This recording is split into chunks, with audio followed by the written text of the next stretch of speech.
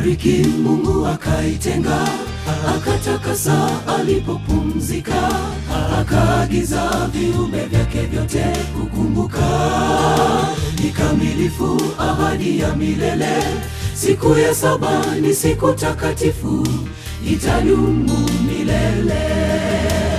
Kabariki Mungu akaitenga, akatakasa alipopumzika, akaagiza viumbe vyake vyote kukumbuka.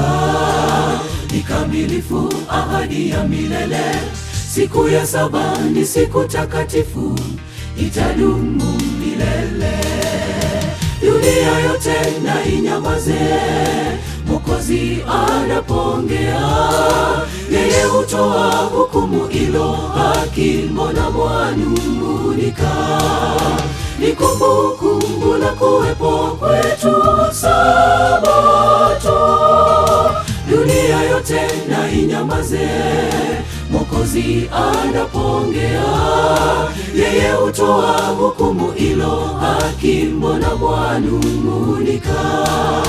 Ni kumbukumbu la kuwepo kwetu Sabato.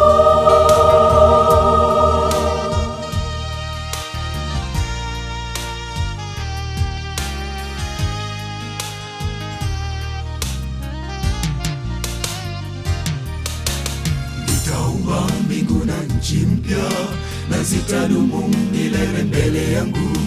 Mtakuja kila Sabato na mwezi kuabudu. Mtakuwa kwangu watoto wapendwa, nitakuwa kwenu Mungu Muumbaji. Viumbe pumzikeni, dunia yote na inyamaze, Mwokozi anapoongea. Yeye hutoa hukumu ilo haki, mbona mwanung'unika? Ni kumbukumbu la kuwepo kwetu Sabato.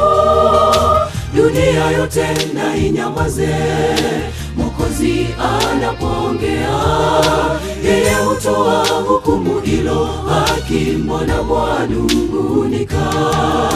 Ni kumbukumbu la kuwepo kwetu Sabato. Sabato yake Mungu tutunze, ni ishara kati yetu naye. baraka kwa watizao. Tumsifu, tumsifu, dunia yote na inyamaze, Mwokozi anapoongea. Yeye hutoa hukumu ilo haki, mbona mwanung'unika? Ni kumbukumbu la kuwepo kwetu Sabato. Dunia yote na inyamaze, Mwokozi anapoongea. Yeye hutoa hukumu ilo haki, mbona mwanung'unika? Ni kumbukumbu la kuwepo kwetu Sabato. Dunia yote na inyamaze, Mwokozi anapoongea. Yeye hutoa hukumu ilo haki, mbona mwanung'unika? Ni kumbukumbu la kuwepo kwetu Sabato. Sababu ya fursa na nafasi hii ambayo umetupatia siku hii ya leo, Baba, tunapofanya maandalizi kwa ajili ya Sabato yako takatifu, Baba, umekuwa pamoja nasi kwa majuma mawili, na hatimaye Baba, mkono wako umeendelea kudhihirika na kuonekana katika uwanja huu na katika mji huu wa Kijeuri. Tunaomba Baba uweze kuwa pamoja nasi, lile neno ambalo tumelisikia liweze kutubadilisha ili tuweze kuwa wako kabisa katika maisha yetu yote. Kwa muda huu tunapolitafakari tena neno lako takatifu, tunaita uwepo wako uweze kuwa pamoja nasi. Fungua macho yetu na masikio yetu ya ndani ili yakaweze kuyafahamu yale ambayo umekusudia jioni ya leo tukaweze kujifundisha. Nitumie kama chombo ninapokuinua mbele za watu wako, Yesu, kawavute wengi katika ufalme wako. Uwepo wako uwe pamoja nasi tunapoanza mpaka mwisho, kwa jina la Yesu Kristo tumeomba na kuamini. Amen.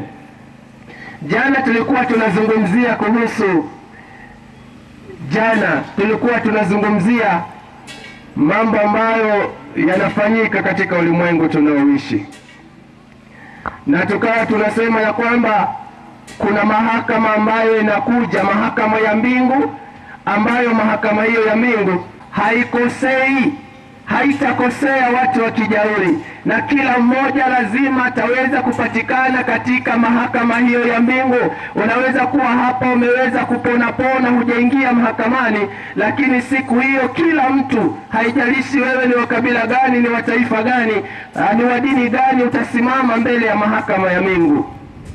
Na kwa hiyo jioni ya leo ninataka nikukaribishe. Kwa majina ni Pastor Hezron Fondo kutoka maeneo ya Mombasa.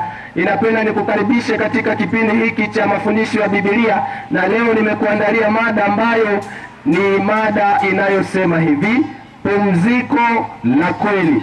Wale ambao wanapenda kuandika, marafiki zangu, chukua kalamu na karatasi, alafu nifuatilie kwa makini kabisa, maana tunaenda kuangalia pumziko la kweli, watu wakiwa wa kijauri. Pumziko la kweli ndiyo mada yetu, tunataka tuliangalie, na jioni tutakapomaliza kuangalia somo hili utagundua ya kwamba Mungu ana kusudi gani katika maisha ya watu wa kijauri, kwamba waweze kuwa na pumziko halisi, pumziko la kweli ambalo haliwezi kupatikana kwa mwingine awaye yote, ila linapatikana kwa Yesu Kristo peke yake. Wapendwa, kasi ya maisha ni kali mno katika maisha ya watu wengi. Kasi ya maisha inatukimbiza mno watu wa kijauri, mpaka inaleta athari mbaya katika maisha yetu. Tunakimbia mno watu wa kijauri mpaka tunashindwa kuishi maisha ya amani, maisha ya furaha, maisha ya utulivu. Mpaka siku moja ukitazama nyuma hivi, mtu wa kijauri, unaweza ukasema niliishi maisha mazuri. It was worth living. I lived a full life. Kasi ya maisha inatusukuma sana, kasi ya maisha inatupeleka sana, mpaka tunashindwa kuishi maisha mazuri ya amani, ya furaha na ya utulivu kwa sababu ya kasi ya maisha. Mpaka unapotazama nyuma hivi, hakuna kitu ulichokifanya katika maisha yako kwa sababu ulikimbizana na maisha. Watu wa kijauri, unaweza ukaishi miaka 90 lakini haukuishi a full life, na unaweza ukaishi miaka 30 lakini hiyo miaka 30 ikawa ni miaka ambayo imejaa kuishi, vibrant, alive and well. Wapendwa, kasi ya maisha inatupeleka mpaka yapo mambo ambayo ni muhimu, lakini hatuyakumbuki, hatuyatambui haya mambo ya muhimu kwa sababu ya kasi ya maisha. Kasi ya maisha inaweza kukufanya ukasahau hata mke wako. Kasi ya maisha, watu wa kijauri, inaweza ikakufanya mpaka ukamsahau mke wako. Kuna watu kabisa katika eneo hili ambao wameenda Mombasa, wamekuja Mombasa kwa sababu ya kasi ya maisha, wamesahau hata wake zao, wanakimbiza maisha, wanapelekwa na maisha. Kasi ya maisha inatupeleka mpaka inaweza ikakufanya ukasahau hata mke wako. Tuna watu wanakuja Mombasa, wanaishi miaka mingi pasina hata kurudi kwao, kisa na maana kwa sababu ya kasi ya maisha inawapeleka mlo. Watu wa kijauri, kasi ya maisha inaweza kukufanya mpaka ukasahau watoto wako. Kasi ya maisha inaweza ikakupeleka mpaka ukajisahau wewe mwenyewe. Inaweza kukupeleka mpaka ukajisahau wewe mwenyewe. Labda ujiulize maswali, kuulize maswali haya, mtu wa kijauri unayesikia sauti hii. Je, umeshawahi kusahau kwamba ni saa ngapi, ni tarehe gani na ni mwezi gani? Kwa sababu ya kasi ya maisha umeshawahi kusahau leo hivi ni tarehe ngapi, hivi ni mwezi gani huu, hivi ni tarehe ngapi leo, ni siku gani leo? Kwa sababu ya kasi ya maisha mpaka akili imekorogeka. Je, umeshawahi wakati mwingine kuitafuta miwani ambayo umevaa kwenye macho yako? Unaitafuta miwani ambayo umevaa kwenye macho yako kwa sababu ya kasi ya maisha. Akili imechanganyikiwa kabisa mpaka unasahau unaitafuta miwani ambayo iko katika macho yako. Umeshawahi kutafuta kofia ambayo umevaa kwenye kichwa chako? Je, umeshawahi kuuliza tumeomba Yaani mumeomba kabla mjakula chakula na mkala hicho chakula mpaka mkamaliza, lakini mnapomaliza ukauliza, hivi tena tumeshaomba? Tulikuwa tumeomba? Kasi ya maisha wapendwa inatupeleka mno. Je, umeshawahi kwenda na gari lako mjini ukafanya shughuli zako kule mjini, lakini wakati wa kurudi ukachukua matatu, na ukifika nyumbani ukaangalia gari lako kwenye parking, ndipo ukakumbuka ya kwamba nimelisahau mjini? Kasi ya maisha inatupeleka mno. Je, umeshawahi kwenda na familia yako mjini na ukawaambia familia yako, nitakuja kuwachukua niwapeleke nyumbani, alafu ukamaliza shughuli zako ukaenda nyumbani, na unapofika nyumbani ndipo ukagundua umeacha familia yako mjini? Kasi ya maisha inatupeleka. Je, umeshawahi kula chakula alafu baadaye ukauliza, hivi nimekula au bado?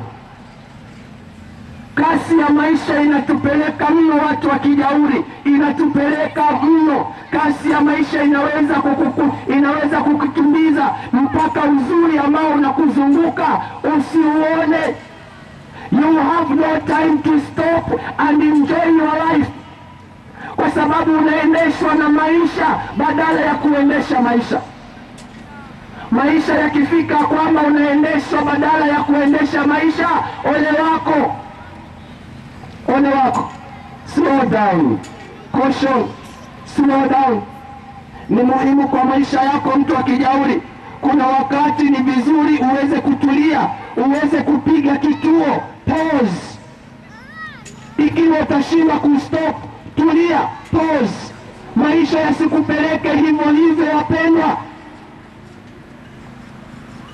Katika maisha haya ya karne ya 21, pata hekima ya kujua namna gani na wakati gani inakubidi slow down.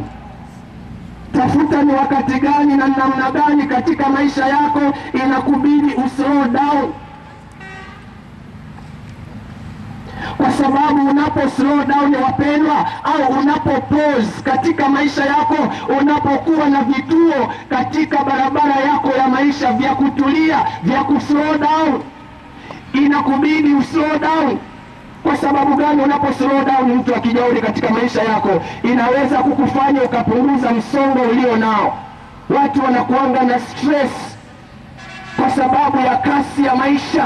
Ukiamuka hata unashindwa hata kuoga, unashindwa hata kuchukua breakfast kwa sababu umechelewa. Kasi ya maisha inakupeleka, wakati mwingine inafika mahali una msongo. Na kwa hiyo unapokuwa na vituo katika barabara ya maisha yako, hii itakusaidia kuondoa msongo wa mawazo katika maisha yako. Inaweza kukufanya ukafanya mambo mengi zaidi ukijifunza kuwa na vituo katika barabara yako ya maisha. Inaweza kukufanya ukafanya mengi kuliko kuendelea na kuwa na kasi bila kutulia. Kasi ya maisha, watu wa Kijauri, isikuendeshe mpaka ukawa kama gari ambalo halina brake. You will crash one day. Gari ambalo halina breki linapokwamilia kukimbia litafika mahali litacrash. Kasi ya maisha isikupeleke kama gari ambalo halina breki. You will crash one day. Wapendwa, maisha yako pia usipojifundisha kuweka vituo katika barabara ya maisha yako, utalipa gharama siku moja. Utalipa gharama siku moja, wapendwa, na haitakuwa nzuri. The question is, how do I slow down? Ninawezaje nika slow down? Tunaangalia pumziko la kweli. Ninawezaje nika slow down katika maisha yangu? Jambo la kwanza ambalo linaweza kukufanya uka slow down ni jambo ambalo tunaweza kulidharau sana, lakini lina faida na umuhimu katika maisha ya mtu.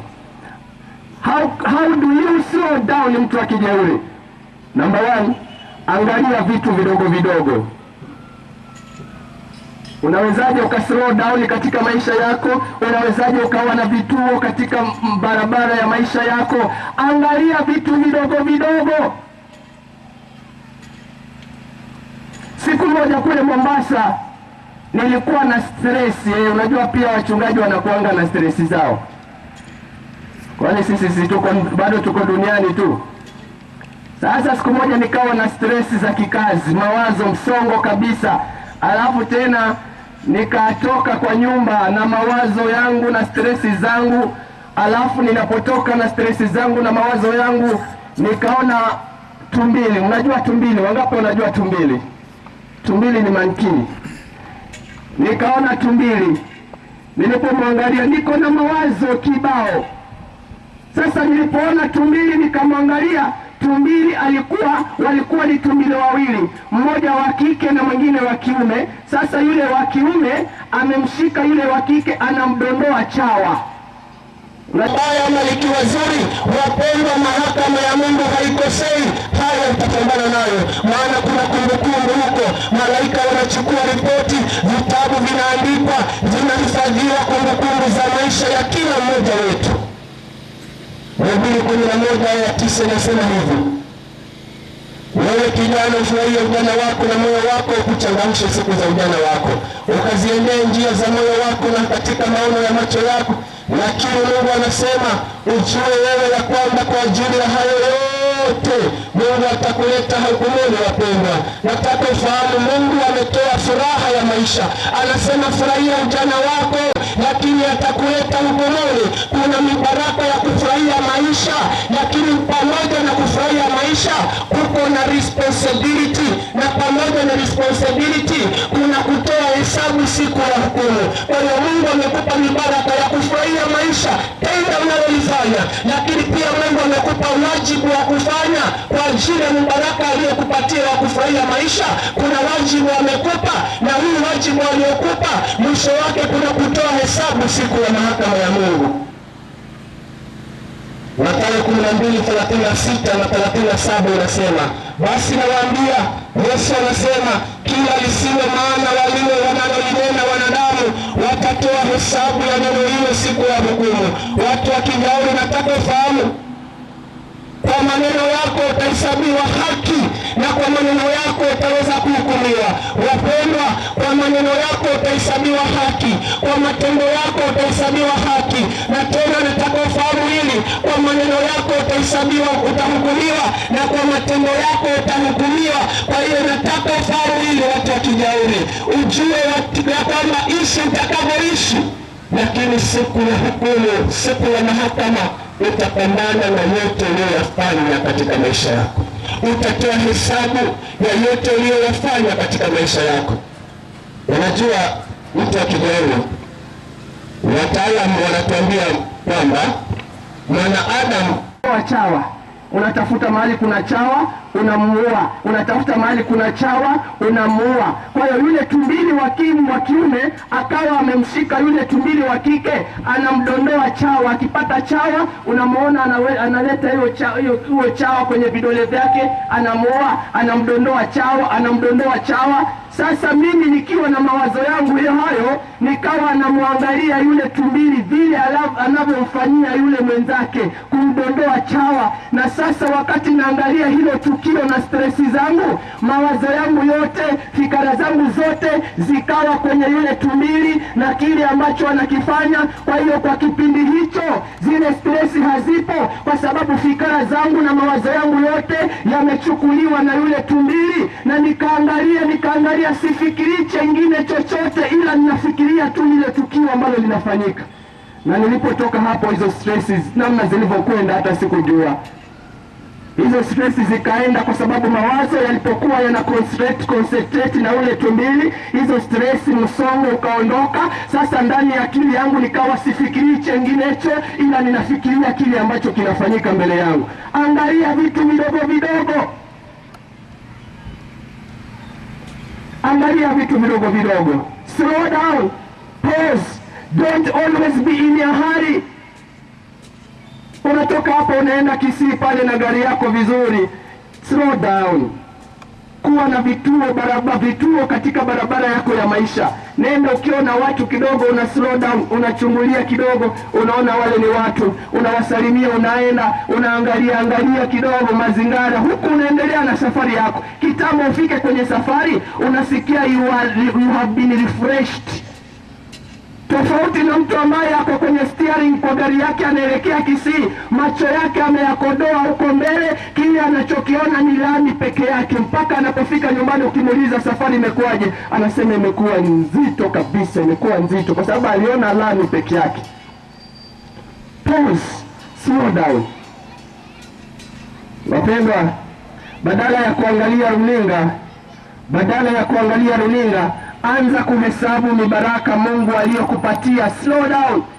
Angalia, Mungu amenitoa mbali, Mungu amenifanyia hiki. Nilikuwa sina mtoto, nimepata mtoto. Nilikuwa sina kazi, nimepata kazi. Nilikuwa sina shamba, nimepata shamba. Anza kuhesabu mibaraka ambayo Mungu amekupa katika maisha yako. Slow down. Mwingine akanambia, huu ni utafiti. Siku moja mwingine akanambia, na ni utafiti ambao umefanywa, ya kwamba mwanamke, wanawake mpo? Hebu nipungeni mkono wanawake. Asante. Nikaambiwa wanawake wako na akili nyingi kuliko wanaume, na ni utafiti wa kweli. Wanawake wako na akili nyingi kuliko wanaume. Na nilipokuwa na shangaa nikaulizwa, nikaambiwa hivi, mwanamke anaweza akafanya vitu 42 kwa wakati mmoja. Mwanamke anaweza akafanya vitu 42 kwa wakati mmoja, wakati mwanaume hata kitu kimoja chenyewe, ani mwanaume anaweza akafanya kitu kimoja peke yake. Na nikauliza, hii inakuwa namna gani? Mwenye kunambia akanambia, mwanamke anaweza kuwa yuko jikoni anapika na huku anasikiliza taarifa ya habari. Anaweza kuwa yuko jikoni anapika na huku ananyamazisha mtoto. Anaweza kuwa yuko jikoni anapika na huku anafanya hiki. Lakini mwanamume, chunguza, wakati anaangalia taarifa ya habari saa 1, alafu watoto wanafanya makelele, unasikia mwanaume anasema, hebu tulieni, si mnaona ninasikiza news, tulieni. Yaani hilo moja peke yake, tena hiyo nayo inamshinda, ananyamazisha watoto, nyamazeni nisikize news, nyamazeni nisikize taarifa ya habari. Lakini mwanamke anaweza fanya vitu 42 kwa wakati mmoja. Nikasema hapo sasa, hizo ni 10 bila. Wapendwa, usijilinganishe na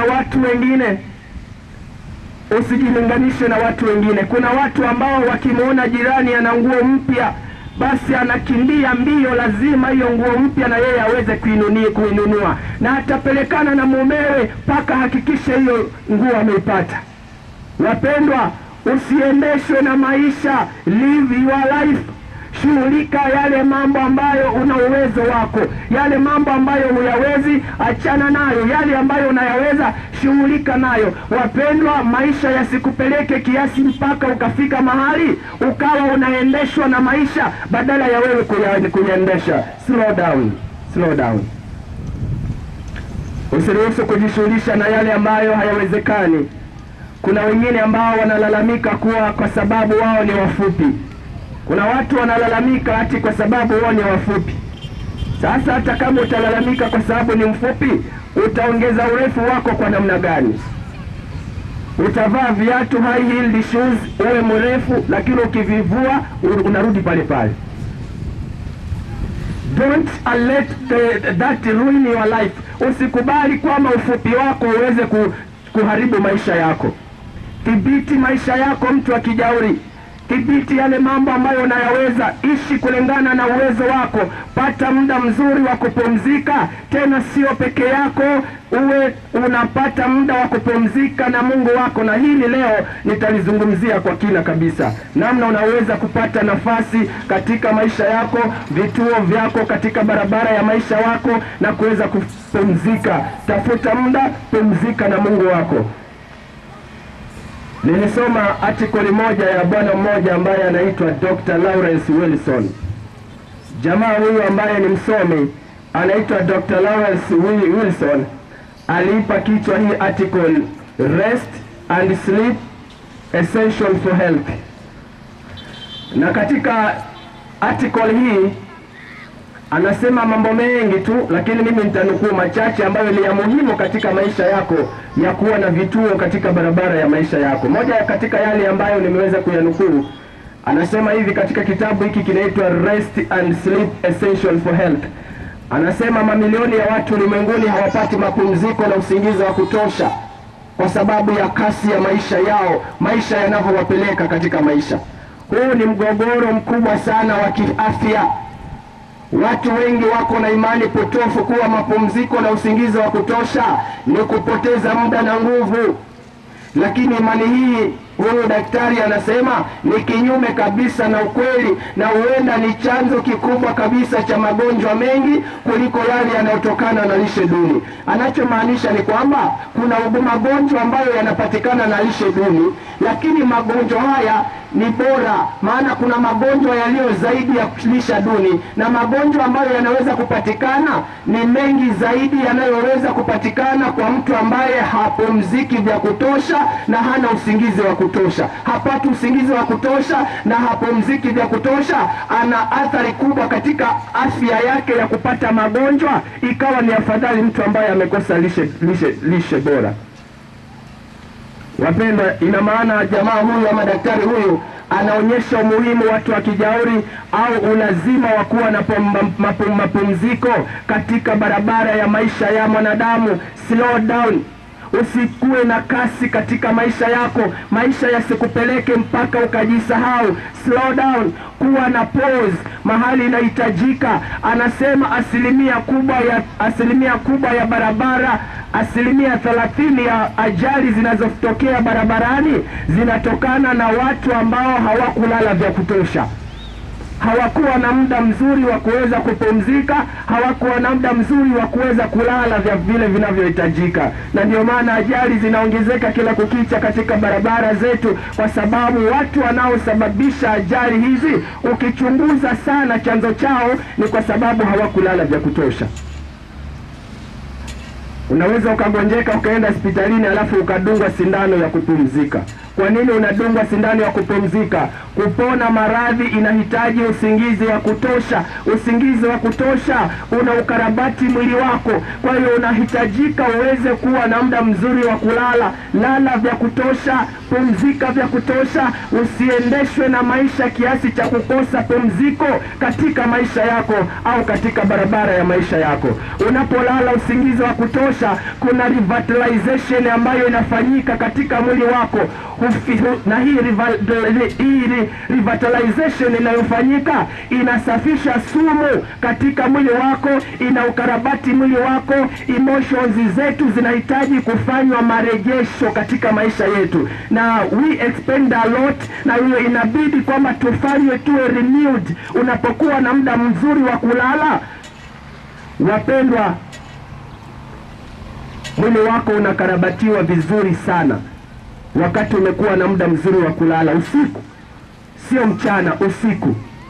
Unapokuwa na muda wa kutosha kulala usiku, mwili wako unakarabatiwa vizuri, unakuwa renewed. Hata ukiamka asubuhi unasikia ya kwamba you are refreshed. Kuwa na usingizi wa kutosha, kuwa na muda mzuri wa kupumzika. Utafiti unaonyesha watu wa kijauri kwamba usingizi wa kutosha, kutolala usingizi wa kutosha kuna athari zake, na athari mojawapo ni athari ya kiroho. Unapokosa kulala vya kutosha, utaathirika katika hali yako ya kiroho. Utaathirika namna gani? Daktari, wanasayansi wanasema hivi, kuwa unapokosa kulala usingizi wa kutosha, ndivyo uwezo wako wa kufanya judgment unaathirika sawa kabisa na mtu anayekunywa pombe. Kwa hiyo unapokosa usingizi wa kutosha katika maisha yako, uwezo wako wa kufanya maamuzi katika maisha yako au katika akili yako unaathirika sawasawa na mtu ambaye amelewa, sawasawa na mtu ambaye amekunywa pombe. Kwa hiyo kuna umuhimu wa kuwa na mapumziko ya kutosha, kuna umuhimu wa kuweza kufanya vituo katika barabara ya maisha yako. Usipelekwe na maisha. Kuna kitu kinaitwa sleep backlog. Sleep backlog ni nini?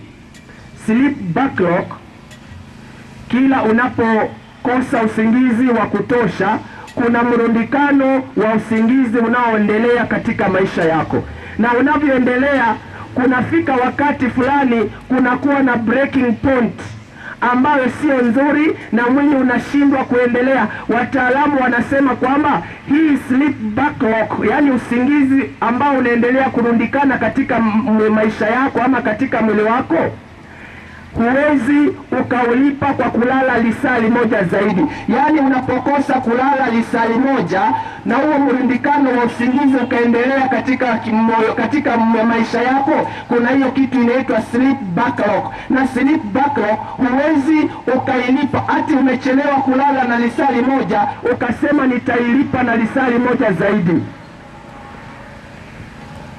Msomi huyu anasema backlog kuiclear inakuwa ni jambo gumu sana. It takes much longer than kulala inavyostahili kulala.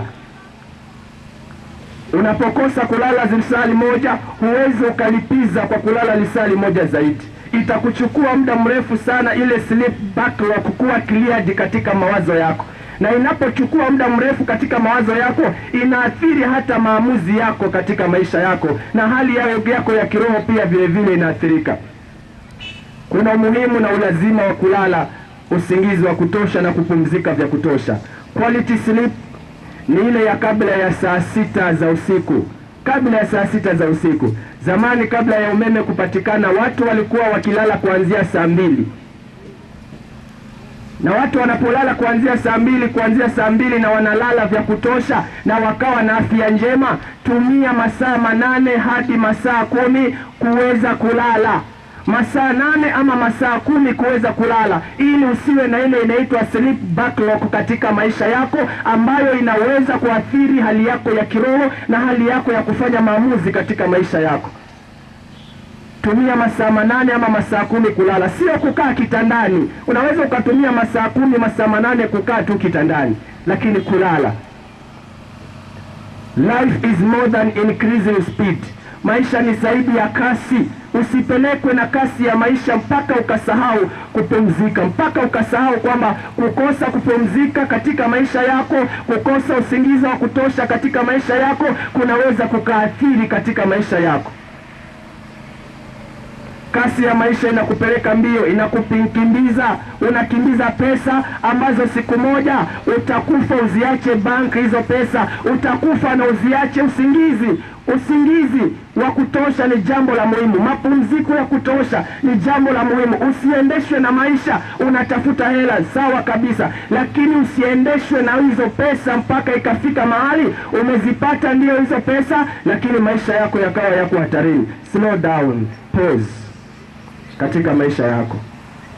Mungu wetu, watu wa Kijauri, ni wa upendo. Hata kabla ya wanasayansi kutuonyesha umuhimu na ulazima wa kupumzika, Mungu wetu alishasema tayari ndani ya Biblia. Mungu alishasema ndani ya Biblia alipoumba mbingu na ardhi, akaona mwanadamu hawezi kuwa kasi kila siku, lazima apate mapumziko.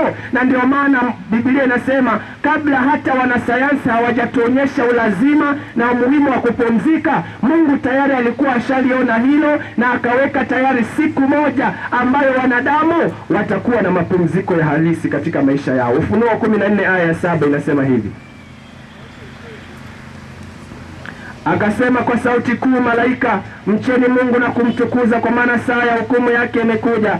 Msujudieni yeye aliyezifanya mbingu na nchi na bahari na chemichemi za maji. Watu wa Kijauri, Mungu anasema tumsujudie Mungu ambaye ni muumbaji wetu. Yeye peke yake ndiye anayepaswa kusujudiwa. Huu ujumbe wa malaika huyu ni wa kila mwanadamu, watu wa eneo hili la Kijauri, ambaye ana uweza wa kusikia. Ujumbe huu ni kwa kila mtu. Kila mwanadamu anaambiwa amsujudie Mungu ambaye ameziumba mbingu na ardhi. Kwa nini amsujudie Mungu ambaye ni muumbaji? Na huyu Mungu ambaye muumbaji ni nani huyu? Yohana 1:1 inasema, Yohana 1:1 alafu uruke uende aya ya 14. Biblia inasema, hapo mwanzo kulikuweko neno, na neno alikuwa kwa Mungu, na neno alikuwa Mungu. Aya ya Huyo mwanzo alikuwa kwa Mungu. Aya 14 inasema, naye neno alifanyika, vyote vilifanyika kwa huyo, wala pasipo yeye hakukufanyika chochote. Hiyo ni aya ya 3. Aya ya 14 inasema, naye neno alifanyika mwili akakaa kwetu, nasi tukauona utukufu wake kama utukufu wa mwana pekee atokaye kwa Baba, amejaa neema na kweli. Kwa hiyo Biblia inatuonyesha ya kwamba watu wote katika ulimwengu wanapaswa kumsujudia Mungu. Kwa sababu gani? Yeye ndiye muumba wa mbingu na ardhi. Huyu aliyeumba mbingu na ardhi ambaye watu wote wamsujudie ni nani? Biblia inasema Yesu ndiye Mungu ambaye ameumba mbingu na ardhi. Maana hapo mwanzo kulikuweko neno, naye neno alikuwa kwa Mungu, naye neno alikuwa Mungu. Aya ya 14 inasema, naye neno alifanyika mwili akakaa kwetu, ambaye ni Yesu Kristo. Kwa hiyo Yesu anasema watu wote wanapaswa kuwa na mapumziko katika maisha yao. Hata kabla wanasayansi kutuonyesha umuhimu na ulazima wa kupumzika, tayari Mungu alipoumba mbingu na ardhi alikusudia kwamba mwanadamu asiendeshwe na maisha kiasi hicho, maana ataathirika katika hali yake. Na kwa hiyo akaweka Mungu vituo vya mapumziko katika maisha ya mwanadamu na katika barabara ya mwanadamu. Na vituo hivi ambavyo Mungu ameviweka, anasema hivi watu wa eneo hili, Mungu akasema, akaumba siku ya kwanza, siku ya pili, siku ya tatu, siku ya 4, na ilipofika siku ya 7 akamwagiza huyu mwanadamu ya kwamba sasa ninataka upumzike katika maisha yako. Sitaki maisha ya kuendeshe kiasi cha kuwa ukose mapumziko, kwa sababu unapokosa mapumziko ya kutosha, hali yako ya kiafya ya kiroho itaweza kuathirika. Na kwa hiyo Mungu akampa zile siku 6. Akasema siku 6 utafanya kazi, lakini hii siku ya 7 Mungu anasema ndiyo siku ya kuzaliwa kwa ulimwengu, siku ya 7. Na kwa sababu ni siku ya kuzaliwa kwa ulimwengu, Mungu akamwambia mwanadamu, karibu katika pumziko la kweli ambalo linapatikana siku ya 7 ya juma, ambayo ndiyo siku ya kuzaliwa kwa ulimwengu. Tunasherehekea birthday zetu. Mungu naye aliweka siku ya kumbukumbu katika maisha ya mwanadamu, ili wanadamu wapumzike kutokana na kasi ya maisha, waweze kupumzika. Na hiyo siku akasema hii ni sherehe kubwa ya kuzaliwa kwa ulimwengu. Siku ya 7 akasema, wewe mwanadamu itunze siku ya 7. Akaitenga siku ya 7, akaibariki siku ya 7, akaitakasa siku ya 7. Na kusudi la Mungu, wapendwa, ni kwamba mwanadamu awe na mapumziko ya kutosha katika maisha yake. Na mapumziko haya hayakuji mara moja kwa mwezi, maana haitoshi. Mungu alikusudia kwamba mwanadamu awe na vituo katika barabara ya maisha yake. Kwa juma moja awe na kituo, siku moja ya Mungu. Kwa juma la pili awe na kituo. Juma la 3 awe na kituo. Kwa mwezi, huyu mwanadamu ambaye anatakikana kupumzika kwa siku 4, sabato 4 katikati ya kila barabara ya maisha yake, Mungu ameweka vituo vya mapumziko. Kwa sababu gani? Ikiwa utakosa mapumziko ya kutosha, wapendwa, kutakuwa na athari katika maisha yako. Na Mungu akakusudia mwanadamu lazima katika barabara ya maisha yake awe na vituo vya mapumziko, ili asiweze kuathirika katika maisha yake. Siku zote ni za Mungu, watu wa kijauri, lakini Mungu alipoitakasa ni kwamba aliitenga hii siku ya 7 kutoka kwa zile siku zingine. Kwa sababu hiyo siku ya 7 Mungu anasema hii siku ni yangu mimi mwenyewe, ni ya kwangu hii siku ya 7. Kitu kinachoitwa holi ni cha Mungu, wapendwa, na kitu ambacho ni cha Mungu tukiache kuwa cha Mungu, tukiache kiwe cha Mungu. Malaika akasema, msujudieni yeye aliyeziumba mbingu na nchi. Alikuwa anakusudia nini, watu wa kijauri? Malaika alikuwa anakusudia watu wanadamu wote waweze kuadhimisha siku ya kuzaliwa kwa ulimwengu, siku ya kuzaliwa kwa dunia, ambayo ni siku ya 7, ambayo ni sabato ya Bwana Mungu wetu. Kwa hiyo malaika anaelekeza wanadamu wote, msujudieni yeye aliyeziumba mbingu na nchi. Bi maana wanadamu waikumbuke siku ambayo Mungu aliitenga, akaibariki, akaitakasa, na ikawa ndiyo ya mapumziko. Na kwa hiyo Mungu ametenga vituo vya mapumziko katika barabara ya maisha ya wanadamu, kwa sababu mapumziko yanapokosekana kuna athari. Mungu anasema Ninakumbuka kule Mombasa. Mombasa ni sehemu ya utalii, na kwa sababu ni sehemu ya utalii, siku moja wakatokea hawa watalii. Sasa mzungu mmoja akatoka Ulaya akaja Mombasa kupumzika, na alipofika Mombasa kupumzika, kuna wale watoto wa mitaani kule Mombasa tunawaita machokora.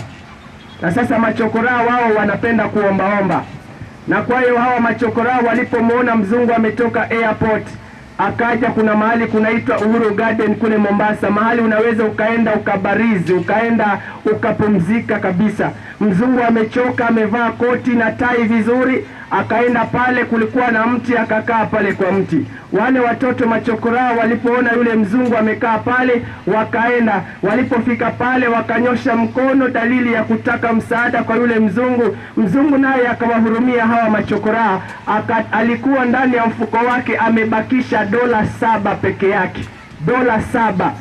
Akatoa zile $7 mpaka wale wa machokora wakaziona zile $7. Walipoziona yule mzungu akachukua $6, akawaambia chukueni hizi $6 kwa sababu ni wengi, nendeni mkagawanye hizi $6. Akachukua ile $7 akairudisha kwenye mfuko wake wa koti. Wale wachokora wakafurahia, wakaenda wakabadilisha zile $7, wakaenda mitaani wakazurura na wakazila hizo $7 wakazimaliza. Walipozimaliza, mtoto mmoja akawa amemwona yule mzungu akirudisha $1 ndani ya koti lake. Kwa hiyo wengine walipokwenda wakala, yeye akakumbuka hapana, alirudisha $1 kwenye koti lake. Yule mtoto akaja, bahati mbaya akakuta mzungu bado yuko pale amepumzika, na kwa sababu ya baridi kidogo, mzungu kwa uchovu wake akaanza kusinzia. Wakati mzungu amesinzia, mtoto naye chokora ndio huyo anaingia. Chokora anajua mahali dola ilipo kwenye lile koti, na yule mzungu amechukua koti lake ameliweka pale pembeni. Hakukusudia kulala, lakini mazingara yakamsukuma alale.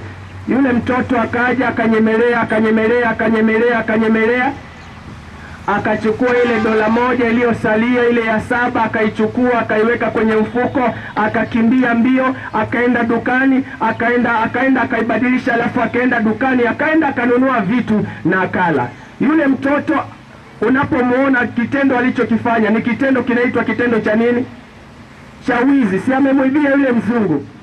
Ameiba yule mzungu $1, na kwa sababu amemwibia yule mzungu, mtu ambaye ni mwizi anapaswa kufanywaje? Watu wa Kijauri, anapaswa kupewa adhabu. Kwa hiyo hata wewe kama ni mzazi na mtoto amefanya jambo kama lile, unastahili kumwadhibu, kwa sababu yule mtoto ni mwizi. Amepewa $6, hazikumsaidia, akaamua hata kuchukua ile. Wapendwa, nataka niwaambie jambo la hakika. Mwenyezi Mungu ameumba mbingu na ardhi kwa siku 6, na siku ya 7 akasema ni ya kwangu hii, sitaki iweze kutumiwa vibaya, ni yangu, niachieni wenyewe. Mungu ametoa dola zote 6, ametoa siku zote 6, dola zote 6, akasema hizi fanyeni chochote mnachotaka kufanya kwa siku 6, fanya kila kitu, tenda mambo yako yote, lakini hii dola ya 7 ni ya kwangu, hii dola ya 7 ni yangu. Lakini wangapi wamemwibia Mungu dola ya 7? Zile 6 wamezichukua, hata ile ya 7 wanenyemelea kama yule mtoto, wanataka kuichukua pia ile dola ya 7. Wapendwa, kama yule mtoto ni mwizi, basi hata wewe utakapoiba ile dola ya 7, ile siku ya Mungu utakapoinyemelea, wewe ni mwizi na kichapo kinakusubiri. Utasimama mbele ya mahakama ya mbingu. Wapendwa, Mungu anasema mtakataa kuyashika maagizo yangu mpaka lini? Ikiwa unampenda Mungu, mtu wa Kijauri, mtii yeye, mpe haki yake, siku yake mwachie mwenyewe. Anasema katika barabara ya maisha yako ameweka vituo ambavyo ni vya mapumziko, anakuwazia mema, na anataka hivyo vituo uweze kuviheshimu, kwa sababu yeye anasema siku 6 fanya utakalolifanya, lakini siku ya 7 ni siku ambayo ninataka upumzike, ninataka kuwa na muda nawe, nizungumze nawe, siku hii ni yangu. Lakini watu wanataka kuitumia hata hiyo, kwa sababu wanaendeshwa na kasi ya maisha. Ikiwa na mheshimu Mungu, wewe utaibariki na kuitakasa siku hiyo ya 7 katika maisha yako. Wengine wanasema sabato ni ya Wayahudi. Adamu na Hawa hawakuwa Wayahudi. Sabato ni ya watu wote, watu wa kijauri. Sabato ni ya wanadamu, wana wa Adamu. Alipewa Adamu, na sisi tunaitwa watoto wa Adamu, wana wa Adamu, wanadamu.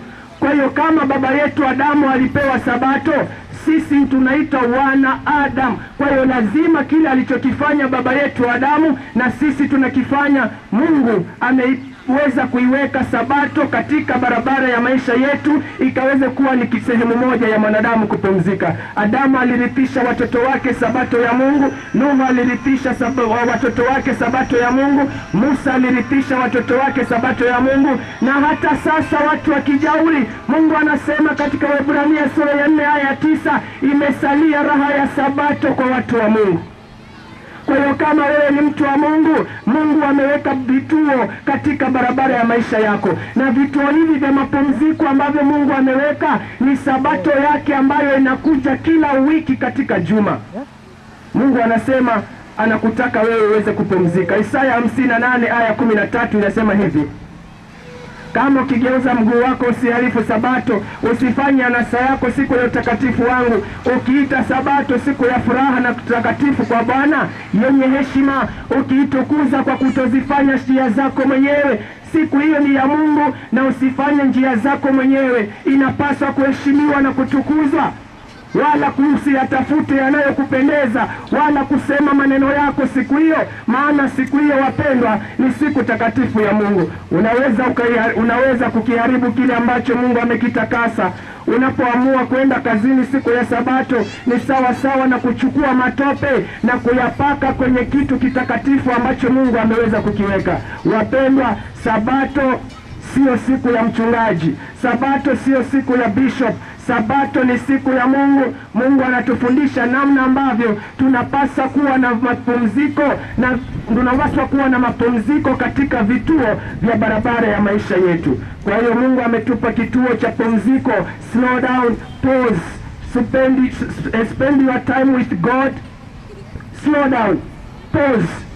Kutana na Mungu wako siku hiyo ambayo ameiweka. Kusudi lake ni kwamba uweze kupumzika vya kutosha.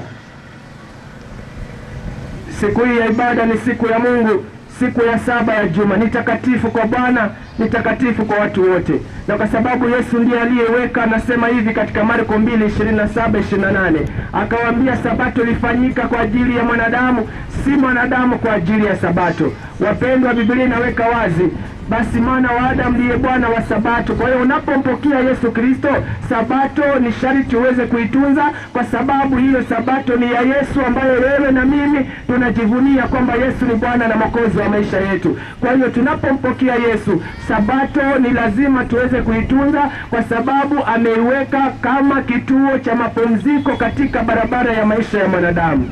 Usiendeshwe na maisha mpaka ukasahau sabato ya Mungu, ukasahau pumziko la kweli ambalo Mungu amekuwekea katika barabara ya maisha yako.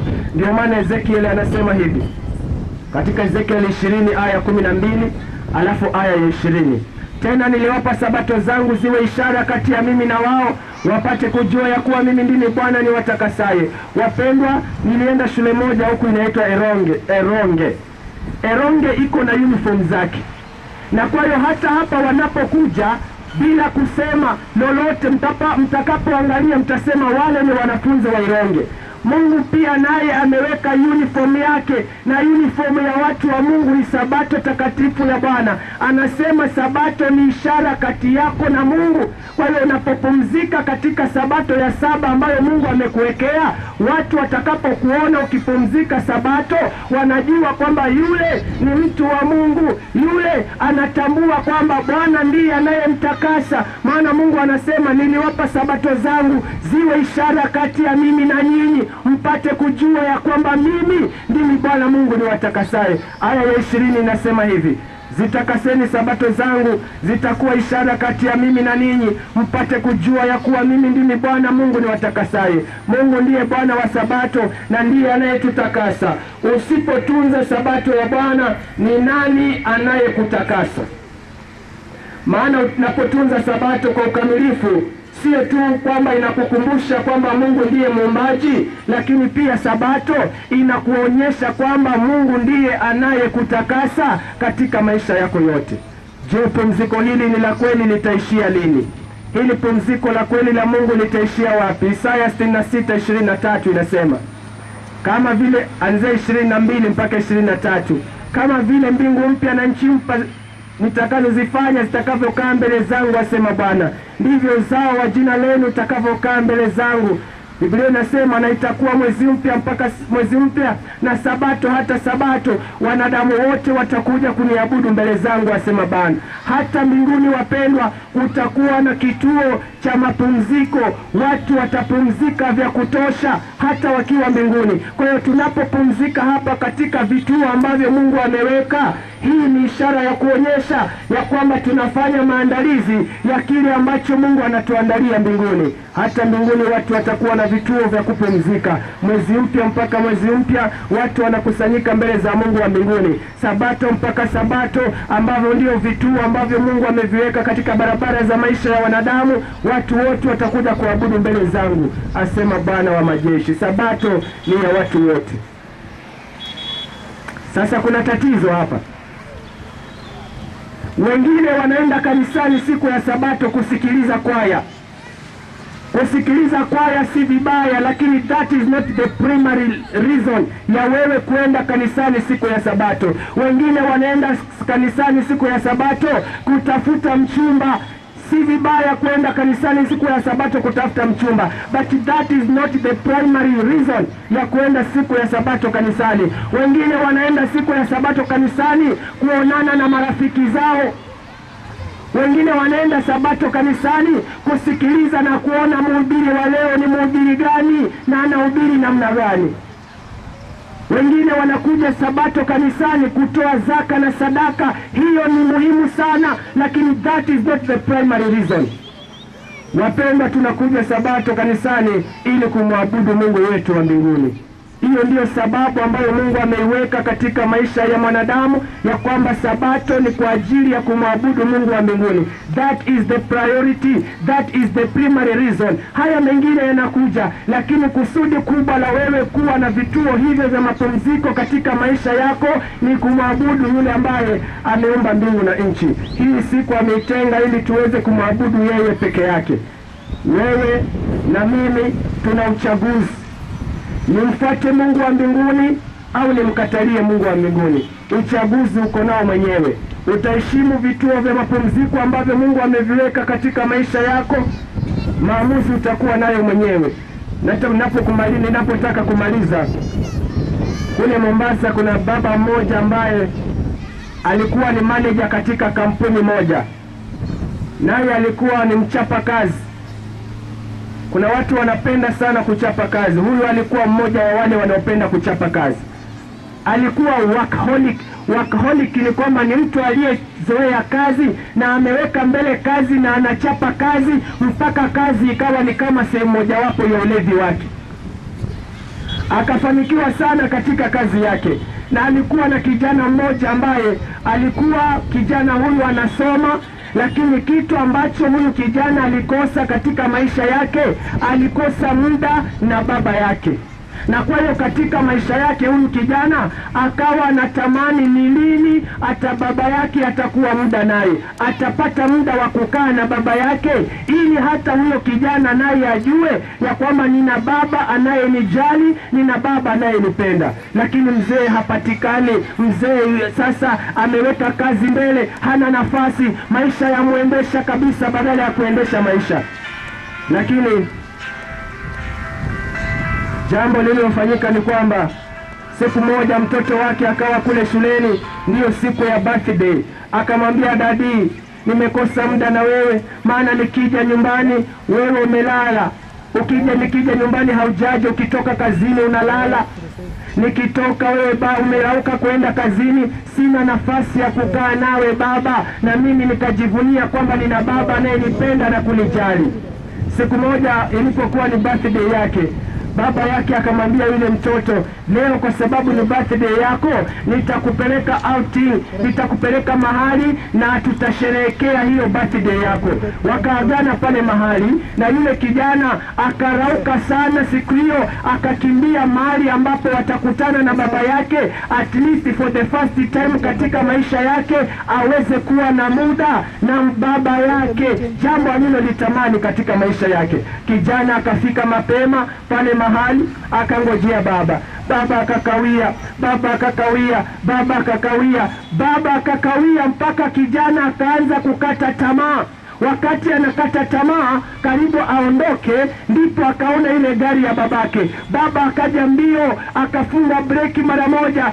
Yule kijana akafurahia kwamba hatimaye baba amekuja. Akafunga breki mara moja, akatoka kwa lile gari, na alipotoka kwa lile gari, yule baba akamkaribia yule kijana, akamwambia, kijana, samahani kijana, nimechelewa kazini, kuna kitu cha dharura ambacho kimetokea kule kazini, na kwa hiyo hata sasa sitakuwa na muda mzuri na wewe. Akachukua pesa kwa mfuko wake, akampa yule kijana pesa, akamwambia, chukua hizi pesa kijana wangu, sina muda kwa sababu kumetokea jambo la dharura kule kazini. Chukua pesa, nunua kile ambacho unataka kununua, ufurahie birthday yako.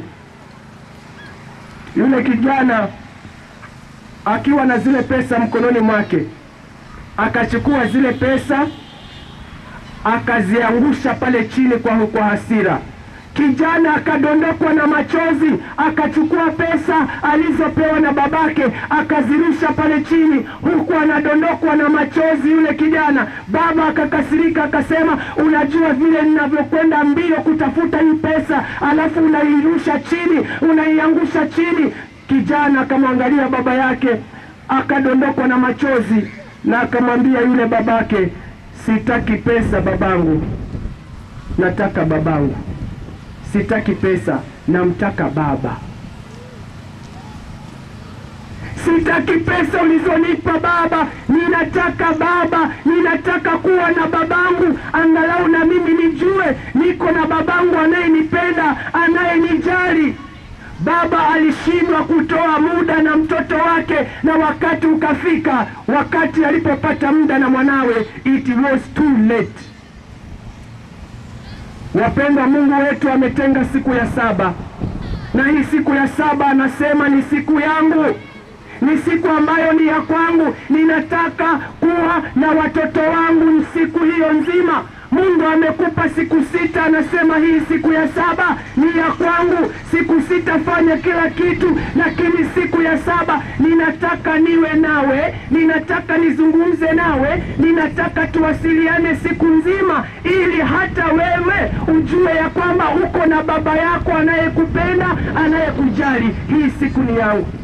Ninataka nizungumze na wewe, ninataka niongee na wewe. Ninajua tunakutana kule ofisini, ninajua tunakutana kule kazini, ninajua tunakutana kwenye biashara, lakini wakati ninakutembelea kule, huwa concentration yako iko kwa mambo yako ya biashara, concentration yako iko kwa kazi zako. Lakini hii siku nimeitenga ili kuanzia asubuhi mpaka jioni niwe na wewe, nizungumze na wewe, nijue mwanangu unataka nini, nijue mwanangu unataka nikufanyie nini. Siku nzima nikae pamoja nawe, ujue ya kwamba ninakupenda.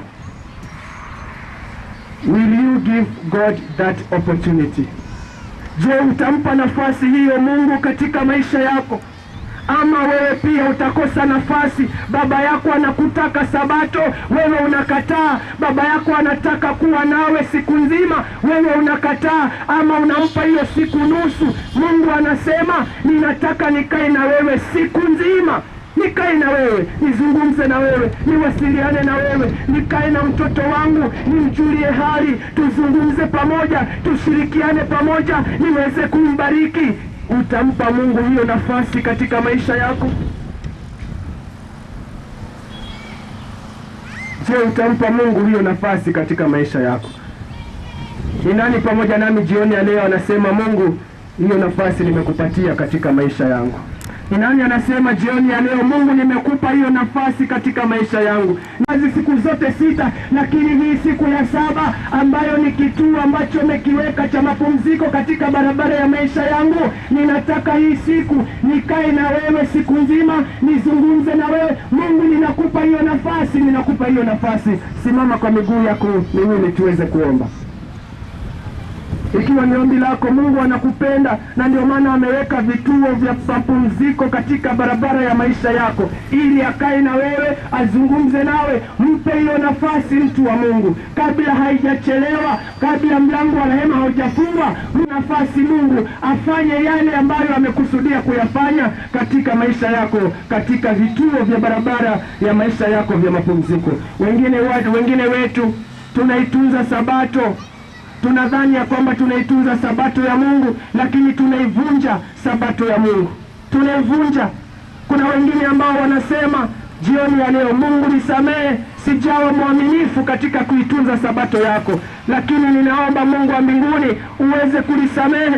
Sijawa mwaminifu, nimeihalifu Sabato yako, nimewaza mambo mengi, nimetenda mambo mengi, sijakuwa mwaminifu katika kuitunza Sabato yako. Lakini Mungu, ninaomba kwa sababu nimejua ya kwamba siku hiyo ni ya kwako, na kunavyo unavyotaka vifanyike siku hiyo, na unataka mimi niwe na muda nawe katika siku hiyo, kwa sababu ni moja ya vituo vya mapumziko ambavyo umeniwekea katika barabara ya maisha yangu. Sijawa mwaminifu, lakini Mungu nisaidie niweze kuwa mwaminifu. Nyosha mkono wako niombe pamoja nawe. Kama ni ombi lako unasema, Mungu, sijawa mwaminifu katika kuitunza Sabato yako. Wengine wanasema, kwa mara ya kwanza sijawahi kutunza Sabato, lakini leo nimegundua ya kwamba siku ya Sabato ni yako. Ninaomba Mungu nisaidie niitunze kama ulivyoitunza. Wapende, ikiwa ndilo ombi lako, simama mahali popote ulipo ukiwa umenyosha mkono wako hivyo, niweze kuomba.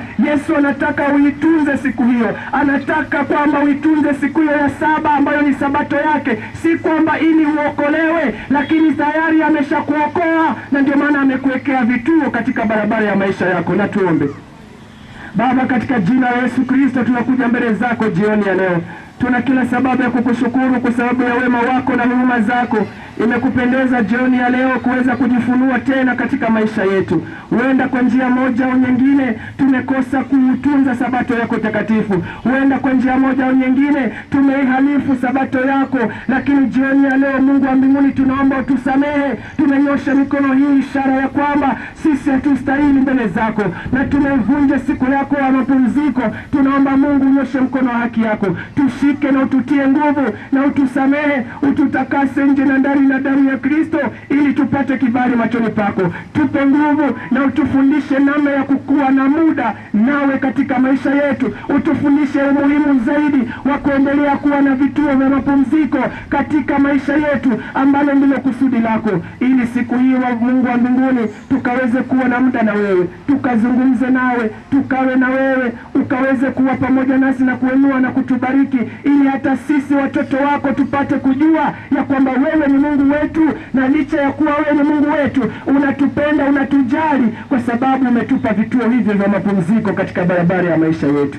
Ikiwa kuna mtu ambaye hajawahi katika maisha yake kutunza na kuwa na vituo hivi vya barabara katika maisha yake, ninaomba uweze kumpa nafasi hiyo katika maisha yake. Mtie nguvu na uweze kumvuta kwa uwepo na Roho wako, aweze kuwa na vituo katika maisha yake vya mapumziko, aweze kuzingatia swala hili na kuwa na muda nawe katika siku hii Sabato ambayo ni ya kwako. Asante kwa sababu unatupenda na kutujali. Tubariki na utuandae kwa ajili ya masaa matakatifu yanapoingia hivi karibuni. Ni katika jina la Yesu Kristo tumeomba na kuamini.